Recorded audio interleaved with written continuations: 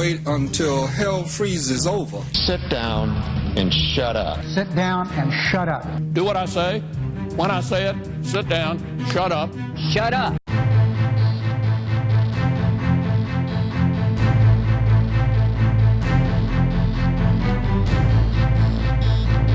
Congress has bickered for years, and now they're at it again. They have shown nothing in their ranting and raving that shows any level of knowledge of where they would go or where they would take this. We'll show you where it's leading and why both sides may not like it. It's craziness. That's bad crazy. It's about trying to do what's right for the whole country. We'll show you how the new Congress goofed on its first day and how President-elect Trump drove more big changes with a couple of tweets. This is Money, Power, and Politics.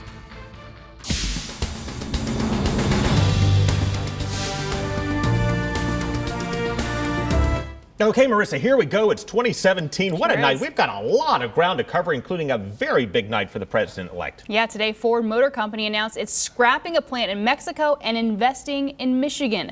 Ford CEO says it was a business decision made partly on Trump's policies and promises. Meanwhile, Trump also threatened General Motors with a heavy border tax if it keeps making the Chevy Cruze in Mexico. We'll go in depth into all of this in the second half of our show. But first, we want to focus on what has been and still is a growing threat to our national security. Yeah, in September, North Korea tested its 5th nuclear warhead, and now it claims it's close to testing a missile that could strike the United States. Yeah, weapons analysts say that North Korea, will likely have the ability to strike the United States by the end of Trump's first term, which means that Trump's biggest crisis and test may well be how he deals with this. And to understand this whole mess, we need to go back and take a couple minutes to explain how this all got started, Marissa. Yeah, the United States entered a war in Korea that never officially ended, and now the people of North Korea are starving, and its dictator has threatened nuclear war. North Korean dictator Kim Jong-un claims he's in the final stages of developing a nuclear weapon that could strike the United States. President-elect Trump responded through Twitter saying that won't happen. But weapons experts say North Korea may be further along than we think and has ramped up its nuclear weapons and missile tests. Now, they may not be reliable and they may not be accurate, but with this increased pace of testing, which we saw in 2016, he's going to get there. And within 3 or 4 years, he'll be able to mate a nuclear warhead to these launchers. The Obama administration warned North Korea will face serious consequences if it carries out a long-range test. But Kim Jong-un has ignored those warnings for years. I think it will be a priority because the Wall Street Journal reported that the Obama White House told the Trump transition team that their #1 security threat to the American homeland was North Korea. North Korea already has the power to use nuclear weapons on South Korea and launch other missiles more than 2,000 miles away that could hit Japan or Guam. Now he's trying to expand his reach around the world. We have to take it very seriously. We have to be prepared not only to defend against these missiles, but also to protect the interests of the free and democratic governments that are out there that are being threatened by North Korea. The crisis with North Korea really started more than 60 years ago. Japan conquered Korea, and then the U.S. conquered Japan. Stalin and Truman divided Korea along the 38th parallel. The Soviets shaped the North, while the U.S. shaped the South. The war turned into a stalemate, but never officially ended. So Kim Jong-un could try to end it now. And based on history, North Korea could be trying to press for more aid or concessions from the United States. Or he could be gearing up for battle. Now today, the Pentagon spokesman said he is certain that the U.S. can defend itself from attack by North Korea. And I'm not going to hypothesize on what could happen in the future, but we remain confident in our ballistic missile defense and in our defense of our allies and our defense of the homeland.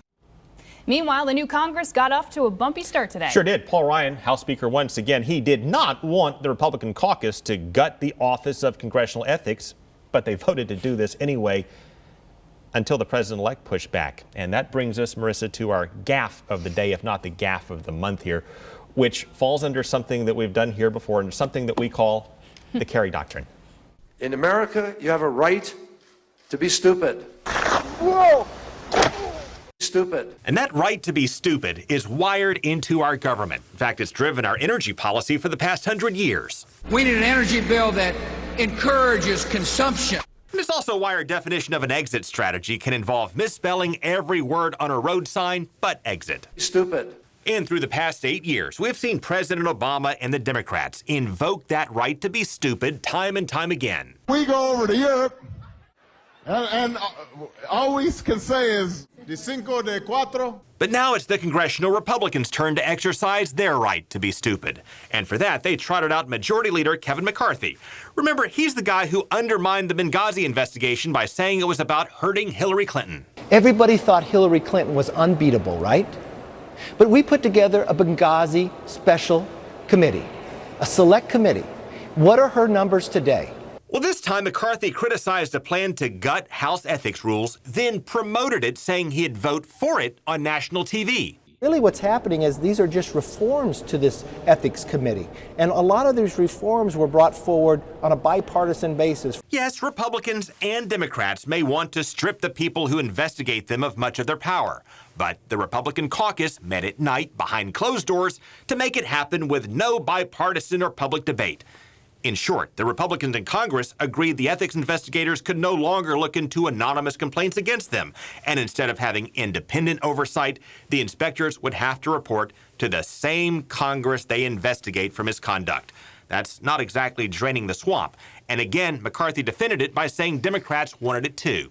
And a lot of these reforms were brought forward on a bipartisan basis. But then House Republicans changed their tune when President-elect Trump called them out on Twitter. With all that Congress has to work on, do they really have to make the weakening of their independent ethics watchdog their #1 act and priority? Focus on tax reform, health care, and so many other things of far greater importance. And that's when Republicans realized they should not gut their independent watchdog behind closed doors. They reversed course in the latest display of the Kerry Doctrine. Stupid. Yeah, the Kerry Doctrine there. You know, Congress formed the Office of Congressional Ethics back in 2008 after some members of Congress got caught up in various corruption scandals. There are 119 members of the House, Republicans in the House, who voted to gut this. But we don't know who they are because, again, they voted on this, Marissa, behind closed doors. Yeah, well, meanwhile, here in Florida, the medical marijuana amendment officially kicked in today, but the state legislature still has to set the rules and regulations. More than 71% of Florida voters approved Amendment 2. It allows people with debilitating medical problems to get marijuana with a doctor's consent, but state lawmakers have to approve the process before patients can get medical marijuana. They have 6 months to work on it. We should look at what it says and do that, and then we should look at the intent behind it, which, in my opinion, was to expand the use of medical cannabis for additional conditions. And so we have an estimated 500,000, 500,000 people who will be eligible for medical marijuana in Florida. That would make Florida, our state, the second largest market in the country. That is, of course, if the Trump administration does not enforce the federal prohibition on marijuana. Okay, a lot of ground to cover here. Coming up, we're going to take a closer look at Ford's decision to bail out on a factory in Mexico and Trump's threat to General Motors if it does not follow suit. And we'll show you how Trump plans big changes to public schools and how his pick to lead the Department of Education could have a rough confirmation hearing after the break.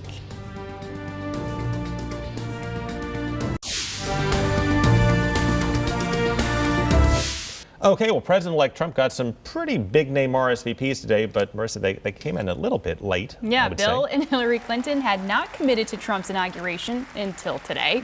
They were reeling from their loss and not sure that they would attend, but they will. They'll join former Presidents Jimmy Carter and George W. Bush, who will also be there on January 20th. And the president-elect got another big win today. Ford Motor Company, it's been all over the national news, scrapped plans to build a $1.6 billion plant in Mexico. Instead, it will invest $700 million into an assembly plant in Michigan. The CEO of Ford said this is a business decision based in part on Trump's promise to create a better environment for manufacturing. And meanwhile, Trump took aim at another car giant, saying General Motors is sending Mexican-made models of Chevy Cruze to U.S. car dealers tax-free across the border.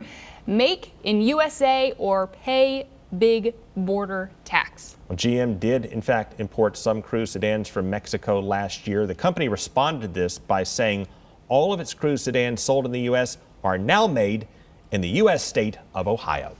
As for Ford's new plans, that new assembly plant in Michigan should create 700 jobs, and Charlie Langton shows us how it's playing out in Detroit. Creating a new manufacturing innovation center. The fist pump says it all. Ford making the announcement at the Flat Rock Assembly Plant Tuesday morning, detailing new battery electrified and autonomous vehicles, including an electrified F-150 hybrid and some new police cars. Oh, and the iconic Mustang and Lincoln Continental, they'll continue to be built in Flat Rock. We're also encouraged by the pro-growth policies that President-elect Trump and the new Congress have indicated that they will pursue. Which, according to Mark Fields, includes tax and regulatory reform, a switch in Ford's long-term plans. Have prompted us, obviously, to invest in Flat Rock's expansion and to cancel building a new plant in Mexico. No fist pump here, but you can tell that a lot of people, especially the UAW, were happy about staying in Flat Rock. Give us the right tools, give us a good working condition, and we can produce the best products in the world. And you have proven to do that.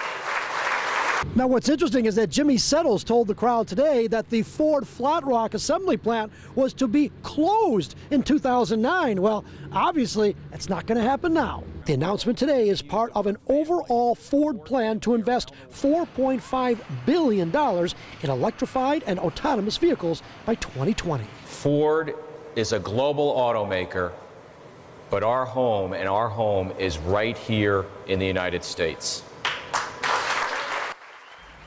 Well, Trump is facing some other battles he may or may not win in the coming weeks. Yeah, we'll start with Betsy DeVos, his pick to run the U.S. Department of Education. She is going to take some heat. She already is, and she may be in for a very tough fight in her confirmation hearing. So Doug McElway shows us why and what to expect. Looking forward to having an in-depth conversation with our new Secretary of Education. In her first Capitol Hill visit since being named Education Secretary Designate, Betsy DeVos enjoyed a bit of calm with the Senate Majority Leader before what could be a storm of a confirmation hearing. There's little middle ground of opinion about DeVos. School choice advocates embrace her. What a phenomenal, strong woman, and she will do an extraordinary job as Secretary of Education. We all are looking forward to working with her, I know. Teachers unions despise her. The head of the American Federation of Teachers writing, quote, "In nominating DeVos, Trump makes it loud and clear that his education policy will focus on privatizing, defunding, and destroying public education in America." DeVos relishes the fight. In her home state of Michigan, she has for decades contributed part of her considerable wealth to candidates and causes that push for school choice. It has paid off, with about 300 charter schools in the state. In Detroit, 53% of students go to charter schools, second only to New Orleans. But test results are mixed. A well-regarded 2013 study finds, quote, "The typical student in Michigan charter schools gains more learning in a year than his traditional public school counterparts." But more recently, the New York Times reported about Michigan, quote, "It is also among the worst places to argue that choice has made schools better. Most charter schools perform below the state average." One former education secretary offers an explanation for the hostility over DeVos and school choice. Unions often, more than anything else, hate the loss of control, hate the loss of giving up their power. That's what it's about. It's about a power struggle. Whatever the testing results, many parents continue to clamor for school choice. An anecdote from Jeb Bush partly explains why. He described watching as Florida governor a public school senior struggling to answer a simple written question to graduate. A baseball game starts at 3, it ends at 4:30. How long is the game? He couldn't answer it. I mean, I cried. Okay, now coming up, we're going to dig into the fight over Obamacare that's a long way from finished. We'll show you how President Obama is trying to save it and the rest of his to-do list before he leaves office.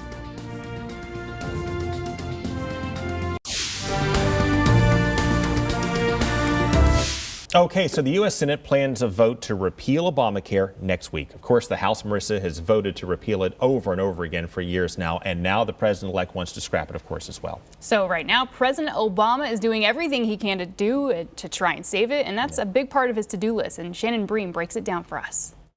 As critics roll out their assessments of President Obama's 2 terms in the White House, he is preparing to make a final pitch of his own. Citing the example of George Washington's 1796 peaceful democratic transfer of power, President Obama says he'll give a farewell speech from Chicago next Tuesday evening. I hope it's a nice balance of the big achievements that he's had and also the call to action to keep the progress moving forward. In an email announcing the remarks, Mr. Obama said, quote, "I'm thinking about them as a chance to say thank you for this amazing journey, to celebrate the ways you've changed this country for the better these past 8 years, and to offer some thoughts on where we all go from here." Chicago is the place where he started his political career. Chicago is the place where he based his 2 national campaigns. Chicago is the place where he met his wife, raised his family. Chicago is an important part of Obama's story. This weekend, he began tweeting items of, quote, remarkable progress over the last 8 years, including, after decades of rising health care costs, today nearly every American now has access to the financial security of affordable health care, a claim critics question. It's unclear, first of all, how many more people now have health care or health care insurance, those are different things, than before Obamacare. A lot of the growth in Obamacare exchange insurance is simply people who had lost the plans that they like that were forced now into these worse Obamacare plans. On Wednesday, the president will meet with Capitol Hill Democrats to talk about coalescing a strategy to save what many regard as his signature legislative accomplishment, though Obamacare passed without a single GOP vote. The president also tweeted about gains in the economy, bringing U.S. troops home, and bolstering clean energy. I do think he feels a burden to be talking about those things because if you look at the electoral scoreboard, we don't look like we did so good. So I think it is critical for him. There's also the matter of a legacy made up of a heavy emphasis on the use of executive power. If you live by executive action, you die by executive action. And so I would expect on day 1, 2, 3 of the Trump administration there to be a rescinding of a lot of rules and regulations, a lot of orders. And again, that was Shannon Bream reporting. Coming up, we have some troubling video out of China. And it shows, among other things, how environmentalists may be losing some ground overseas.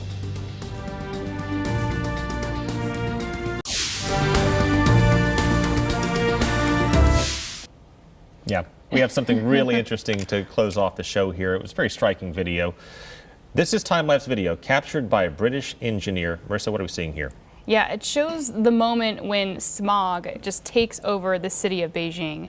Now, 24 cities in China are under a pollution red alert, and that's the highest warning level in China's system. Now, Beijing, the video that you're seeing here, is on orange alert, which is the second highest alert level. That was since Friday, they've been on that orange alert.